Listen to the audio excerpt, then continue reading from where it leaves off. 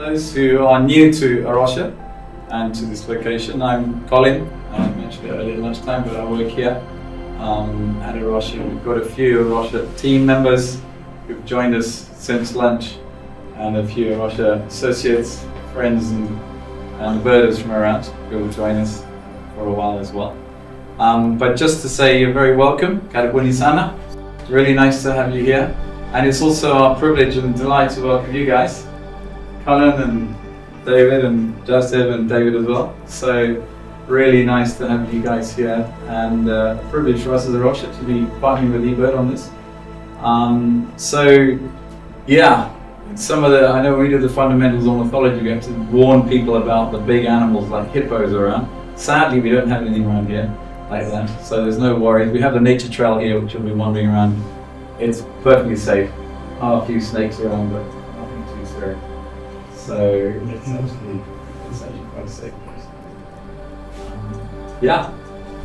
And then I'll hand over to the team and spend some time with you about sound recording. So a little bit of context for what we're starting. Our goal here is really to set you up to succeed with sound recording, wherever direction you're going to go with that. And I think the best way to do that is to do some sound recording. And so we are going to have a couple of talks this afternoon. It's going to be talk heavy this afternoon, but the goal is to get that out of the way. So tomorrow you can go out sound recording and then look at your sounds and evaluate them and go out and get some more sound recording. And so that's the plan. Is you're going to use some gear that David Weber is going to be telling you about right now. Cool. Hey everyone, well my job is to get you ready to record tomorrow morning, and to do that I want to make sure you guys have a good understanding of the different types of equipment you can use to do some sound recording, right? And so I'm going to talk to you about these different kinds of equipment, how they differ from one another, and then we will work on handing out the gear and showing you how to get it all set up for tomorrow morning. So this picture here kind of shows the three different types of, the main types of equipment we do use for recording, right? So we have a shotgun microphone up here, a parabola on the right side, and your cell phone, right? Which is a very easy thing to record with because it's in your pocket, right? It's a very tight fit into here, but all you have to do is kind of shove it through this rubber part here. And this is a kind of a shock mount, as we call it. It reduces handling noise and shock, right? So if you bounce up and down, or you jiggle a little bit, there's kind of a shock absorption from the rubber here. And so it's really nice and convenient to kind of reduce some of that handling noise. Because if you were holding the microphone directly, every little movement you make would create sound. And then these are the wind screens. They muffle some of the wind noise if there's a lot of wind out. They don't get rid of it, but they muffle it a little bit. These just slide right on over the slick part here. And then everything else is plugging these cords in, which I'll help you do. But one thing I would just remember is that whenever you start recording, you want to make sure it has the right date and time. Obviously you can sync it with your eBird checklist to know where it was. That's really important. And that's also one of the reasons why you always include time in your voice notes. Because if there's ever an issue with the date and time on the machine, that voice note confirms the time so that you can know, oh, I can attach it, I know where I was and when I was there.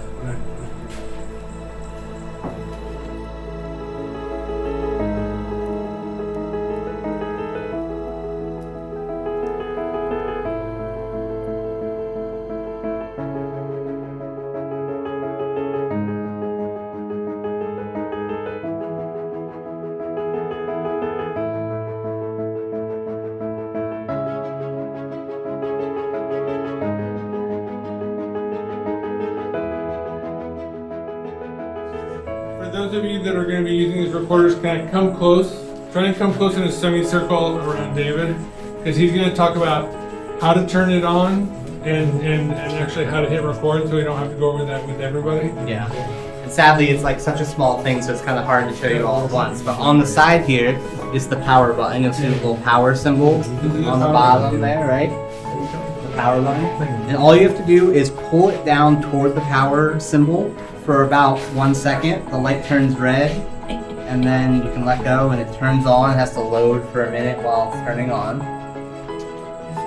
What happens if you push it up? So if you push it up, it goes on to hold, and if you do that, nothing works anymore. You can't push any buttons, you can't change anything. So if for some reason you're like, wow, it's suddenly, I can't record,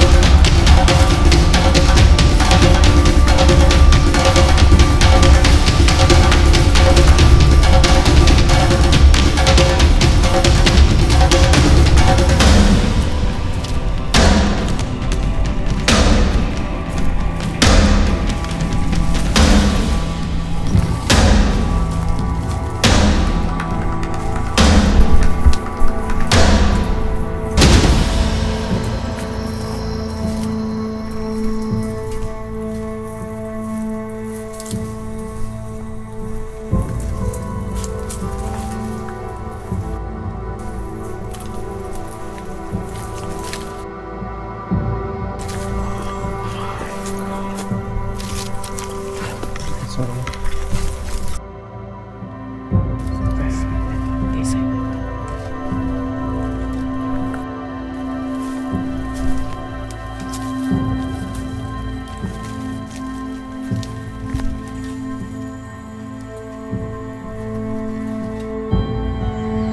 a la escuela.